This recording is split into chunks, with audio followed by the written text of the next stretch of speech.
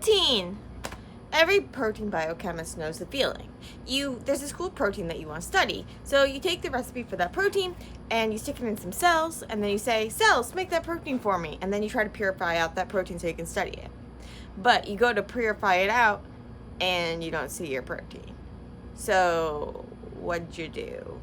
Well, you could just give up, but that's not really the whole point of science, right? If you just gave up, you would never get anything done. So a lot of science is actually a lot of troubleshooting and trying to figure out what actually went wrong, and that sort of thing.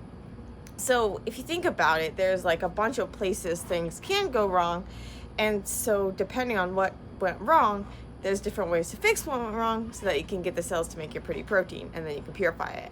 But if getting them to make it is actually the problem, right? So there could be lots of problems. So there could be a problem with getting the recipe into the cells, or getting the recipe into like the vector, so like the piece of DNA that you're going to use to get them into the cells, getting them into the cells, getting the cells to make it, or so we call when the cells make it, we call it like express. So you could have like expression problems. Or then like once the cells make it, maybe it just gets degraded in the cells, or maybe it misfolds and it like clumps up and it just clumps out. And so then when you go and you spin the cells and you expect your protein to be in the soluble part, it's all in the clumpy stuff with like the membrane bits and stuff. So that can happen. Or you can actually, it expresses fine, it makes a bunch of it, it's all nicely folded, and your purification, like, you do something wrong with the purification, so you lose protein, or you can't find the protein, or you go to find the protein but you're using a method to find the protein that isn't very useful. Like if you're trying to use like doing a Western blot, so you're using like antibodies that are supposed to be specific for that protein, but they're not binding the protein. So there could be different reasons, and there could be different things on all of these things. So the point of this post, this post was triggered, thankfully, not by me having protein expression problems today, but by yesterday, like 2 people were asking me about protein expression problems.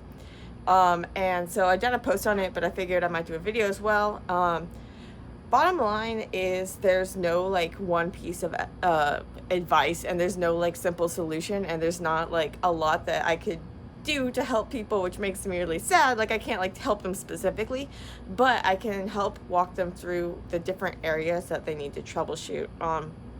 So you could have problems with cloning, problems with transfection, expression, solubility, purification, and all of these are going to have different like evidence and different solutions. So often the first thing you want to do is see, is your protein actually being expressed? So are the cells making it? And if so, that kind of like tells you that the first part of the process is okay. And then if they're not making it, is it like a solubility problem? Is it a purification problem? So often the first thing you want to do is going to do some sort of like Western blot or something to see if the protein is expressed. And then that'll kind of divide whether you want to go and like do sequencing, do like maybe try different cloning cells, different cell line, that sort of thing, different cell type. If it's expressed and it's like a solubility problem, you might want to try adding like fusion partners like Sumo or GSTs, those sort of things to kind of help it along. I'll talk more about all of this in a second, but this is just to kind of give you an overview. And you might need to try like different cell types. So maybe instead of bacterial cells, you might need to change to like insect cells or mammalian cells. If you're using bacterial cells, maybe you can change the expression, so you're like inducing it less, so you're telling it to make less, or you're like lowering the temperature when you're expressing it, you're using different bacteria foods, which we call media, that sort of thing. So there are all sorts of things that you can do to try to address the solubility or the toxicity things, like if the protein is making too much and the cell's like, ah! And then if it's the purification stuff, then that's, there are things you can do to like, you need like positive controls, make sure all your columns are okay and everything with that. And then like test your antibodies, validate them if it's all, the purification's fine and it's just like something with the detection method. So there's like a ton of different things. Thankfully this is something, or thankfully for you, I guess, this is something that I have a lot of experience with, trying to get troublesome proteins to express and stuff. So let us go into it. Oh, and a key thing to remember during all of this is that it can be easy to like get mad at the protein or get mad at the cells. But remember, you took the recipe for that protein and you're putting it into some environment that it's not used to, and now you're trying to like take it out of those cells and purify it and do stuff with it. So be kind to the protein. Yeah, so basically we just want to try to find a way to make that protein happy and those cells happy, so that we can be happy when we play with the protein. Okay, so let's take a look. Oh, and one last thing I forgot, or I guess two last things. So if it's a like solubility issues and that sort of thing during the purification process, what you can try is like using different buffers. So maybe you need like a different pH, or maybe you need to alter the salt concentration or that sort of thing, because I talked about solubility more like in terms of during like the expression, but you can also have the proteins like doing fine in the cells, but then you take them out of the cells and they're like, dude, I was happy. So you might want to try altering the buffer, like the pH, the salt, that sort of thing. If it's a protein like that someone else has expressed and purified in the past, the best thing you can do, like the best place to go or whatever, is to like look and see if if this protein has been made by other groups. So maybe they actually use like a different form, like an isoform of the protein or whatever. You might want to try using that different form of the protein. Or they also hopefully have some like purification like protocols. A lot of times they just kind of like say, oh, we purified the protein. And then like us protein biochemists go, how did you purify the protein?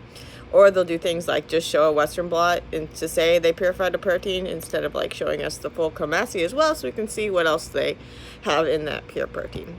But anyway, yeah, I just wanted to mention those things. Actually, I think I'll stick this in earlier in the video.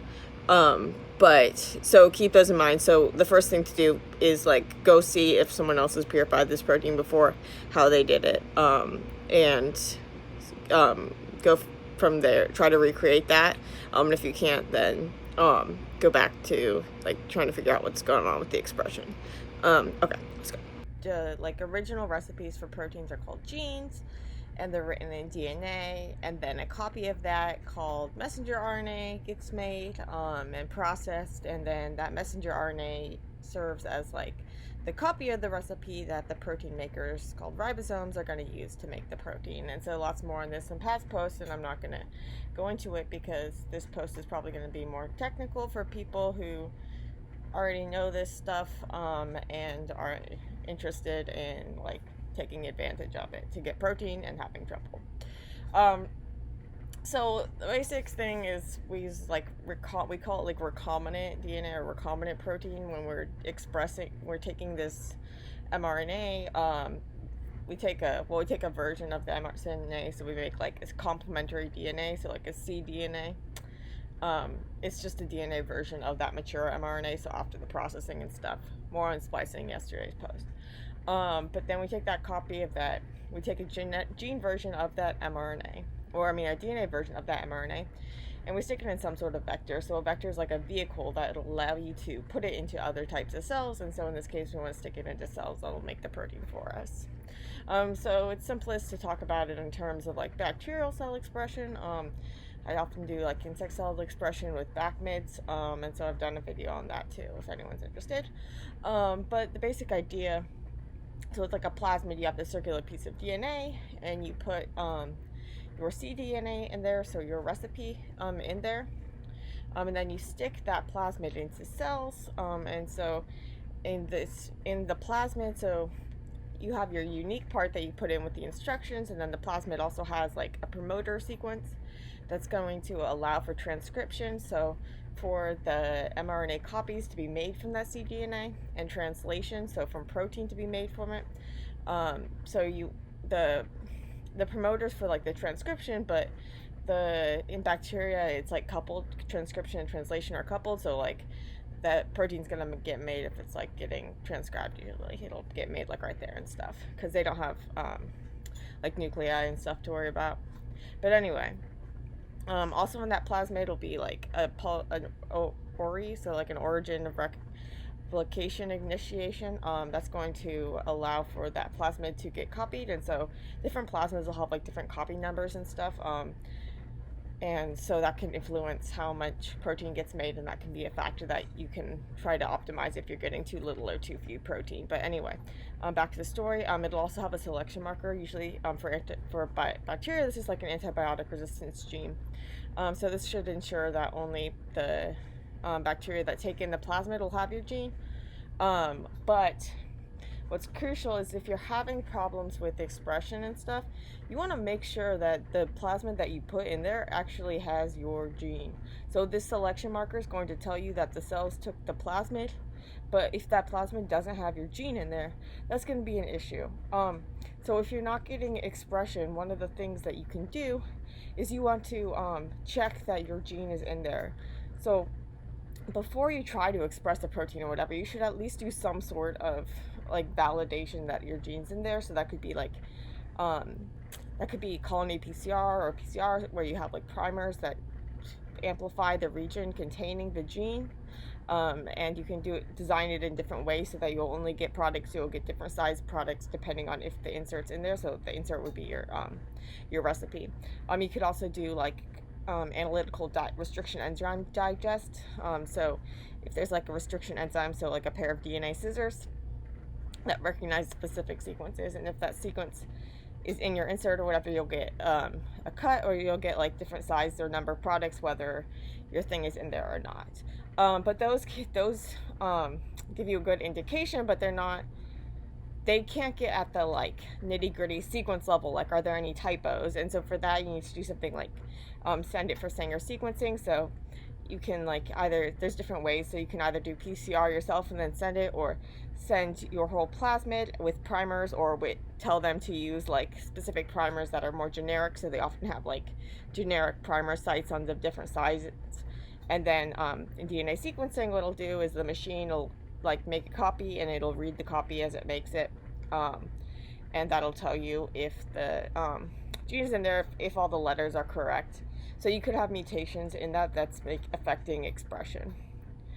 So those are all things that can go wrong, or like that you can check if you have an expression problem, but it's not the only things. And we'll talk more about different things as we go through, but I just thought I'd mention it here in case I forget later. Okay, so often too, what we have, so you can often stick like a little tag on your gene. So you have like, here I'm just showing it as a star, but you basically put a little bit of extra DNA either on the front or the end or both. And then you can have like an affinity purification tag, so like a his tag or a strep tag or something that's going to help you with the purification, because you can like bind it to specific beads. And like, so we call protein chromatography, we're flowing solutions containing the protein through these like columns of little beads called resin, and those beads have different properties.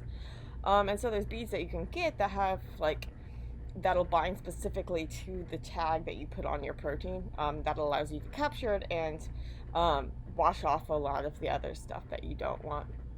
But before you can get to this chromatography step, you have to get the protein out of the cells. So I kind of glossed over the actually getting the cell making them part, but we'll get back to that. But so basically you have to get the that plasmid into cells, and so yeah, we'll get back to that issue, but for I guess I'll just discuss it now while I'm here. So with bacteria, it's like transformation. So, well, first you have to do like cloning, and but we'll just assume that you've done all this cloning stuff so you can get lots of copies and then check them. So we've done that. And now often with bacteria, what we're doing is we're doing like induced expression. So in that you have these in the cells that you're using, they have this other like helper plasmid thing, and it'll make this like T7 polymerase. So remember, we talked about polymerase was the thing that's going to make the DNA get made, or the mRNA get made, so the protein gets made. And so it has a site for like this specific T7 promoter, which is like, it comes from like a phage, so a bacteria virus. So the bacteria don't like have that promoter in front of their genes. But so when you tell the cells to make T7 polymerase, then T7 polymerase will specifically make your protein. and not the bacteria proteins and stuff. And so we can tell the cells to make that using IPTG. So it's this like inducible expression thing where there's like this lac repressor, and then if you add IPTG, which is like a lactose mimic type thing, it'll bind to that repressor and get the repressor to fall off, and then that T7 polymerase will get made, and then the T7 polymerase can make your protein. So yeah, it's something like this. But we'll get back to this because that's something that you can optimize if you're having expression problems. With insect cell expression, which is what I do a lot, I don't have the slide. Let me just show you here. With insect cell expression, I use this like baculovirus expression system. So basically you make this like virus that can infect insect cells and then tell the insect cells to make your protein. So I've done a whole like video on that. I'm not going to go into it because today we're just going to focus on like the actual like troubleshooting and that sort of thing, and I'm kind of getting off course and I don't know what people want, so hopefully there's something in it for everyone, I guess. Okay, so now you've gotten the cells to make the protein. Now you have to get the protein out of the cell. So often what you're doing is you're like growing the cells in suspension. So like for bacterial cell expression, they'll be in like these flasks of media, or with insect cells, they'll be in like flasks with media and a different type of media. So media is just the food we put them in. So basically if you use cells like in suspension, like they're floating in their food. And so what you'll do is you'll like spin the cells down to collect the pellet. So that'll be when you're like harvesting them. Yeah, so you basically just spin these cells down. I thought I had, oh here, yeah. So you pour it in and you spin them down, and then you like remove the media and you put them in fresh liquid. Make sure you put protease inhibitor, so like something that'll stop the protein chewers from chewing up your protein when you break the cells open in this lysis stage. So with this lysis, you break the cells open. So now you have to separate the proteins from all this like membrane stuff and anything insoluble. So I'm going to assume for this post that you're interested in a soluble proteins or like a water soluble protein, so it's not like in the membrane or it's not like secreted or anything like that, but it's like a cytosolic soluble protein. So now what you want to do is you're going to spin it really fast. So use an ultrafuge. You don't have to use an ultrafuge, especially if like bacteria, it's not as important and stuff. With the insect cells and stuff, we use the ultracentrifugation. This can go up to like 35,000 RPM or whatever. It's pretty fast. But basically what it's going to do is the pellet bits and this insoluble stuff, they're going to come down into this pellet, and then the water soluble stuff is going to be on top. And so like you'll have a pellet like this, and I already poured the water stuff out. So the top stuff will be like the supernatant, so the liquid that actually has your protein, and so I actually poured it out, and I'm going to the purification step in this picture, but I didn't want to take a picture while it was still there because you want to pour that off as soon as you can open the centrifuge. Once like the vacuum comes off and stuff, it often takes a really long time to slow, but basically you want to pour that off right away, so that the pellet doesn't like undissolve into your stuff. But if you're having like problems, like don't throw away this pellet yet, because you want to check and make sure that the protein isn't in this pellet. So sometimes what can happen is if the protein misfolds, or if the protein misfolds, it can end up in like aggregated in what are called like inclusion bodies, that are like these insoluble clumps, and those are gonna like be heavy and stuff, and they're gonna pellet out in this pellet, and instead of in here. So if you have the so now we'll just assume that you've done this, and then you go to try to purify it, and so maybe you're using the tagged protein, and so you're doing like an affinity chromatography step, and you don't see any protein at the end. And so I guess what you mean by like don't see any protein can kind of depend, and we'll get more into that in a minute. But the basic things, you're gonna want to see if the protein was expressed. So by expressed, we just mean did the cells actually make the protein? So if the protein got made, it's got to be somewhere, right? So it's either going to be in this pellet or it's going to be in the supernatant. And so if it's in this pellet, you want to make sure that you test that. And so normally what I do is if I'm doing if I don't see protein or I'm seeing protein problems or whatever, I'll take a little bit of this pellet.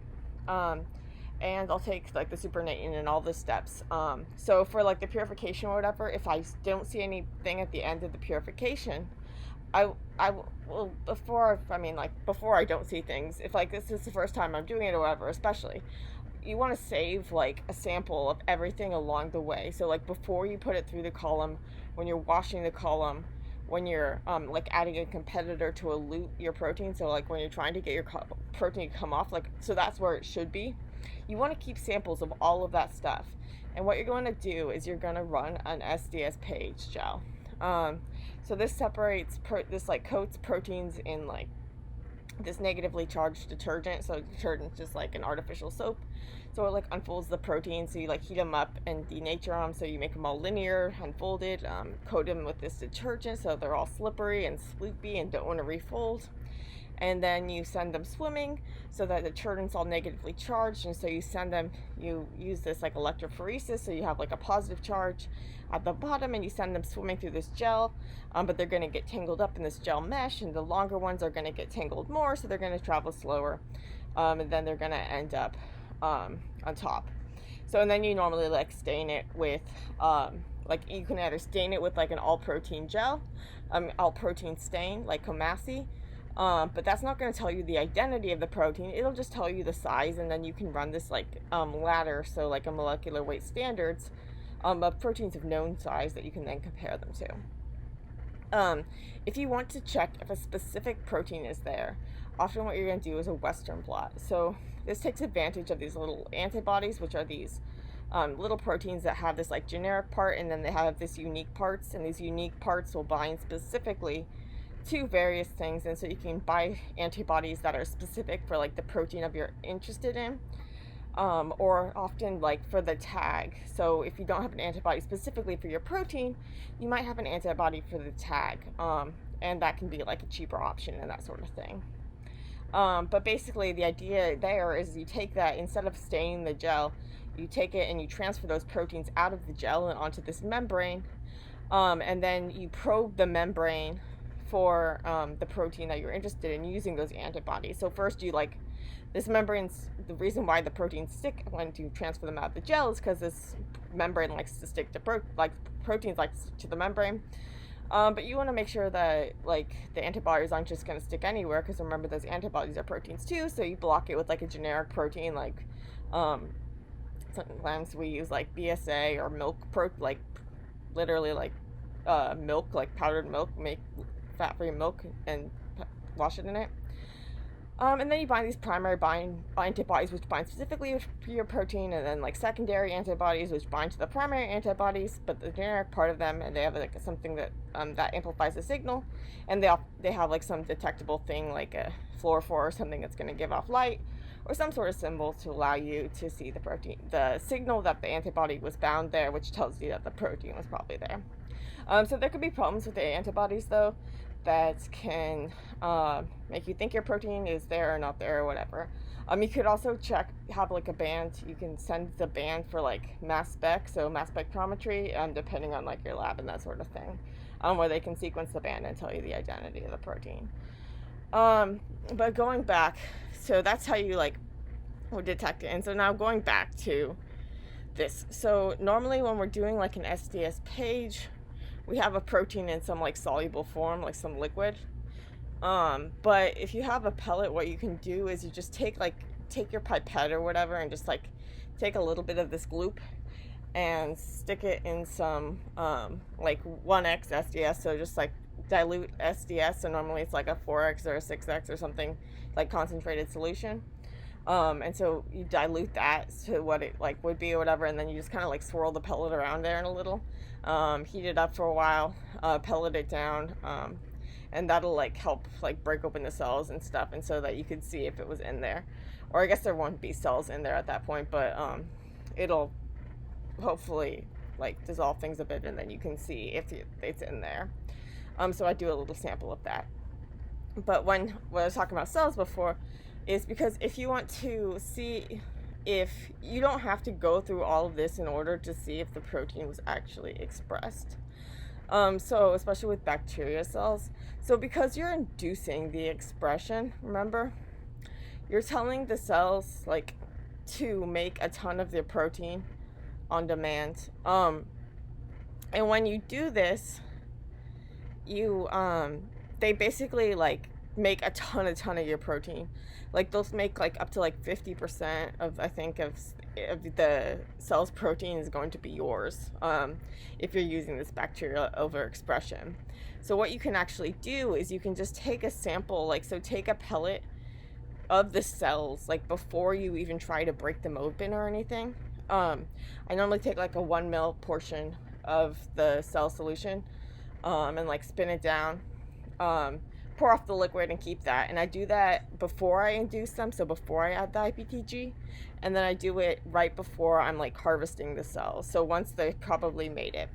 And then so you can see, I actually can see a band that my protein was made. So this doesn't always work, but that you can see it, but often you can, and so that's a good sign, and it can save you time if you just want a quick check, or if you're trying different conditions, and you want to see whether it was made. So maybe you have like different versions of the protein, or you tried it with different expression conditions, so like different media or that sort of thing, and you want to compare, or see which ones worked, and you know that you will be able to see it in the gel, you just don't know how much or whatever. So this could be a nice way to kind of like check ahead of time. So basically, yeah, I have a lot more on this overexpression stuff in that other post, so I'm just gonna keep going here. But so we're talking about expression. So if your protein did not get expressed, so you don't see it in that gel, you don't see it in the pellet, you don't see it in the supernatant or whatever. Okay, so what's going on? So, well, first, do we know that it's getting expressed? So basically, is it getting expressed at all, or is it getting expressed and then it's getting degraded? So you might see, like, if it's getting degraded, you might see like a bunch of degradation products. So you'll have like one bigger band, and then it'll be like a bunch of stuff underneath.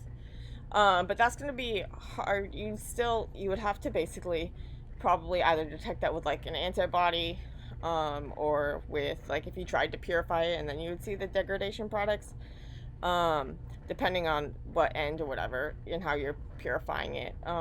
But if the protein is like getting made in cells, but then degraded, that's one type of expression problem, and if it's not getting expressed at all, that's another type of expression problem. So going back to expression problems, so if you don't see any evidence that this protein is actually getting made, it could go check the sequence that clone, like especially like even if you cloned it yourself, or if you like bought it as is. One time I ordered a clone from like some cDNA repository type thing, and it was like this totally random protein. So yeah, sequence those clones, make sure it's actually in there, make sure that the transfection works so that you actually got it into cells. So like with the insect cell expression, so we don't have like a selection marker when we put it into the insect cells, but we have it, so I have it in my other slideshow, but we have it, so there's like a reporter gene that gets made. It makes like GFP or YFP, so yellow fluorescent protein, from the same like backmid or whatever as the protein. So we know at least that the bacteria, or that the plasmid, the backmid, whatever, got in there, and the virus got in there, and that the virus is actually like got into the cells, and the cells are making things from that back mid, and then hopefully that also means they're making your thing, but that's not always the case either. So with bacteria, it's easier usually to actually do the transformation and stuff, so that's not normally the issue. If they're making the protein and it's getting degraded, so one way that you could tell this is if you have like a tag on the end of your protein. So you can have a tag, so often it's like an expression, one of those like affinity tags for purification or whatever. And so you have two options. You can stick it on like the beginning of the protein, so the N terminus, or like the end, the C terminus. And if it's on the end, like if it's on the N terminus, and you do like a Western blot testing for that an antibody that recognizes that tag, it'll tell you like if the protein started being made at least. And you might, if you then did a Western blot like testing for that tag, then you might see like degradation products. So you'd see the antibody would bind to the thing, but you'd see like different size bands, kind of like representing like, so you'd have the one that might be like full size or almost full size, and then some bands below it. Although also be careful, because antibodies sometimes they're just not that specific, and so you'll see bands even if it's not your protein actually being degraded. That won't tell you that won't necessarily tell you if the protein like was getting degraded, but if you have a tag at the end, so if you have a tag at the C terminus and then you were to do a Western blot for that, you would know that the full length protein was actually getting made, and then it was probably getting degraded or that sort of thing. So those are things you can do to test to see if the protein was actually getting made. So if the protein was actually getting made, and you find it in this pellet bit, okay? So now let's go into that. The protein gets made, but it's in this pellet. Okay, so now basically it's probably this protein is misfolding, or it's somehow making the cells mad at you. So to increase the production of properly folded soluble protein, some things you can experiment with are, we'll talk in terms of bacteria again. When you're expressing them, so often you either do it like, you do like 4 or 5 hours or something, a shorter period at a higher temperature, or you do like overnight or something at a lower temperature, like 18 or 16 degrees Celsius. So you might be, if the protein, you might just like, if you're pushing the cells too hard to make your protein, like sometimes more isn't always better. So if you're pushing them too hard, they're not going to have time to like make the proteins well, kind of. So if they're just like cranking out these proteins, like they're going to misfold, they're not going to have all the help that they need. Like, so maybe there's like chaperone proteins that help with the folding. So if you have like too many protein, you're trying to make too many proteins or whatever, you're just going to overwhelm the cells, and so those proteins are going to get misfolded and clump up. So if you actually kind of like just cool things off, like, okay, don't go as fast or whatever, you can maybe even shorten the expression time, or that sort of thing. You might try to like decrease the protein production. You can also like decrease the concentration of the IPTG that you're using to induce the cell. So just kind of like cool things down, like, okay, cells, don't make quite as much, and then hopefully it'll fold better. You can also try using like a vector with a weaker promoter. And so remember, the promoter is the thing that's going to tell the cells to make the mRNA to make the protein from. So those are things that you can do if it's not, if the protein's like misfolding and that sort of thing. You can also try like different media. So like with bacteria food, so like there's different types of media. So often what you do, the kind of like the baseline, I don't know where the basic one kind of that's used often is, I don't know where that file went, but is LB, which is Luria broth. So it's like this basic food, but then there's also different versions like terrific broth TB. So often I'll try like LB or TB, which sometimes it can be different media can be better for different things. If the protein, one other thing, if it's not expressing well, let's go back to the other, we'll just stick on solubility for a minute. So why might a protein misfold? So basically, there's this thing called the hydrophobic effect. So you have things that water likes, which are called hydrophilic, and things that water doesn't like, which are called hydrophobic. And so the water kind of gangs up on the hydrophobic things and gets them to stick together. And so often hydrophobic things, like hydrophobic regions of proteins, are often like hidden in the center of proteins, where they're like away from the water and that sort of thing. But when the protein's getting made, it comes out as like this long chain that's just like kind of coming out of this ribosome, like a chimney type thing. So if you have something out here that's coming out first, that's hydrophobic, and so normally it gets hidden by this thing out here, but that part hasn't come out of the protein, the ribosome yet. So this guy's all hanging out with the water, and it's kind of like freaking out. So that's one way that you can have like solubility problems, is that when you're trying to make the protein, this hydrophobic part's coming out first. And so often in cells, they have like these chaperone proteins that kind of like help aid this, but you might not have those in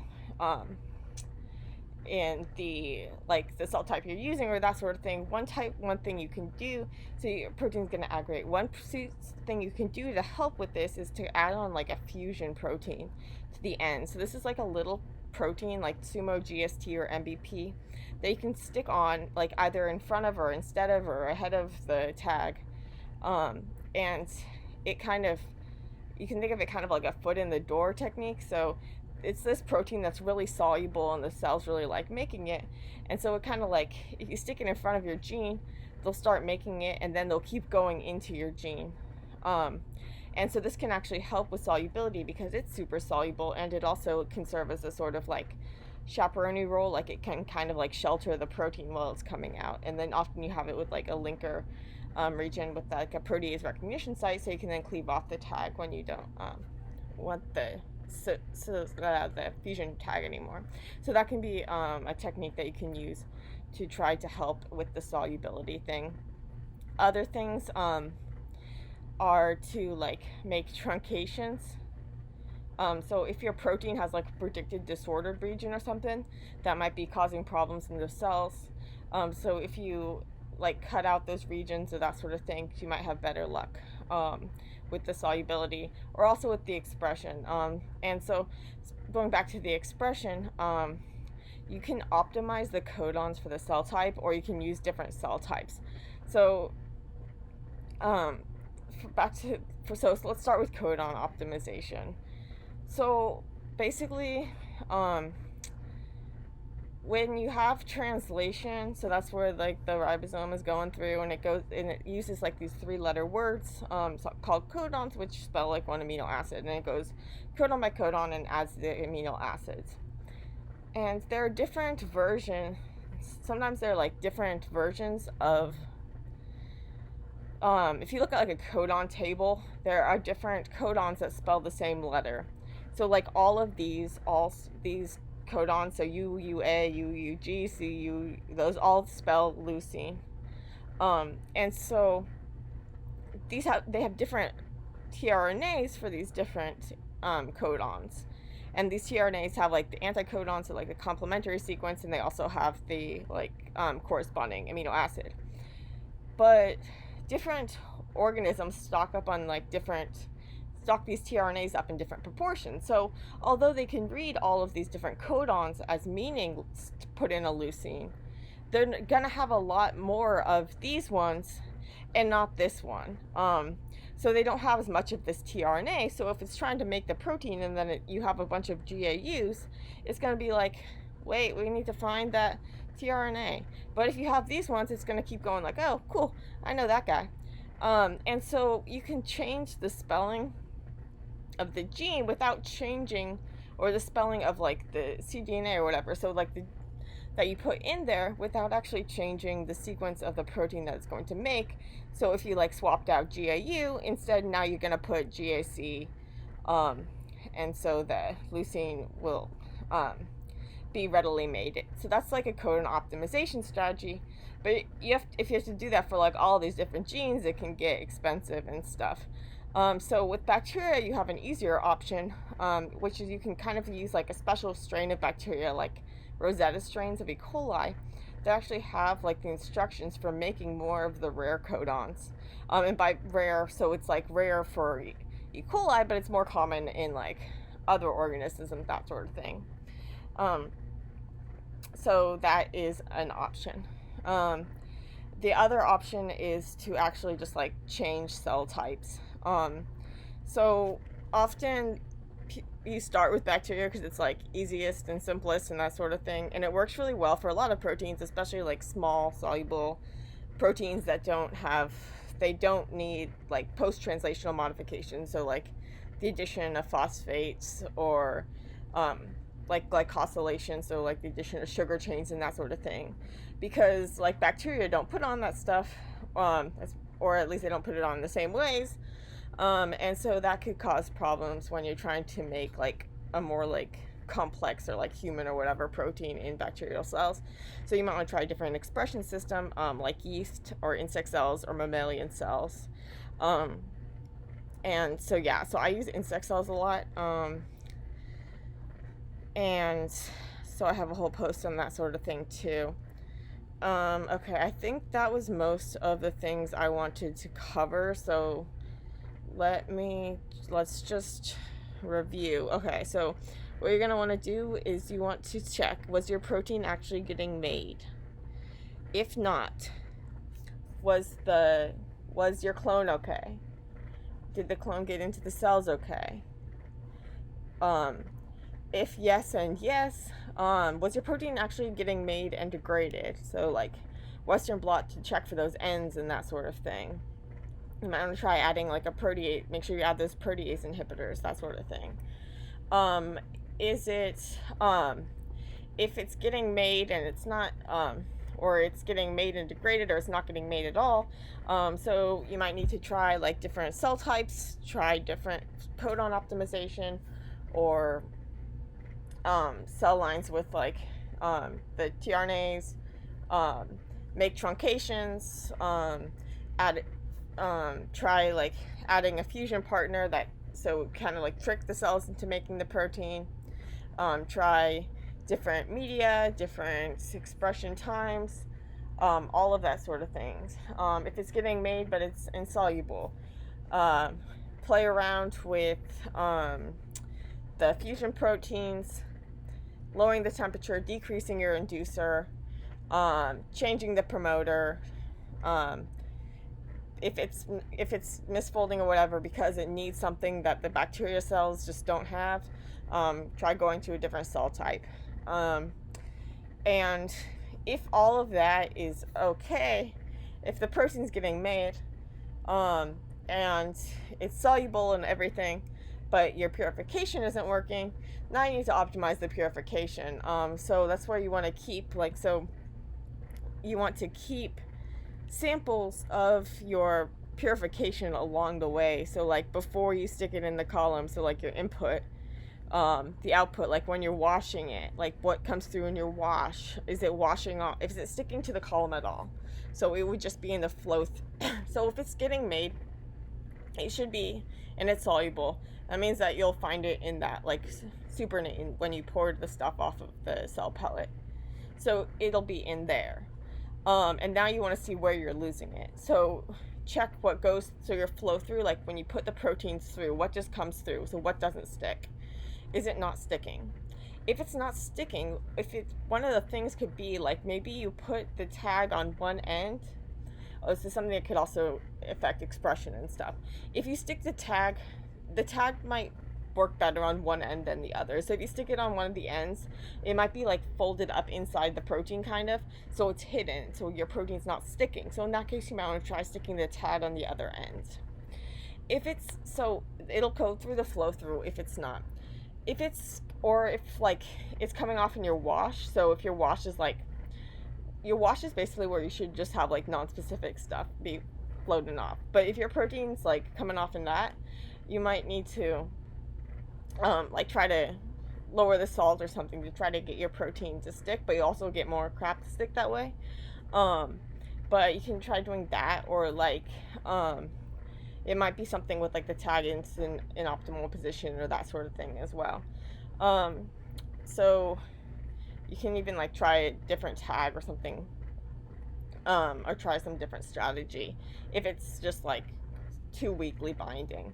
And then when you compete it off, so like it should be in the when you compete it off, so you like add the competitor that's gonna like outstick your protein. So like imidazole or dithiobiotin or something, depending on your strategy. So when you're like trying to compete it off, if it doesn't like actually come off, you might need to raise the concentration of that competitor because your protein might just like still be stuck on that column. And so that's dealing with affinity chromatography because normally that's the first step that you're going to be doing with your purification. And then like just make sure that you're actually like detecting it correctly. So you should be able to, if you're doing affinity chromatography, usually at this point you're not doing like a Western blot unless you're just not sure that you have like a smear or you have some like a bunch of bands and you want to see which one is actually your protein, hopefully. But you should hopefully have a pretty strong band that should be your thing. But early on and stuff, if you're doing like a Western blot, make sure that it's a good antibody, like you have some like sort of positive control. So you have something that you know. So if it's like an antibody for like a his tag and your protein's his tag, make sure you have something else that has a his tag so you can check and see that the antibody is actually working.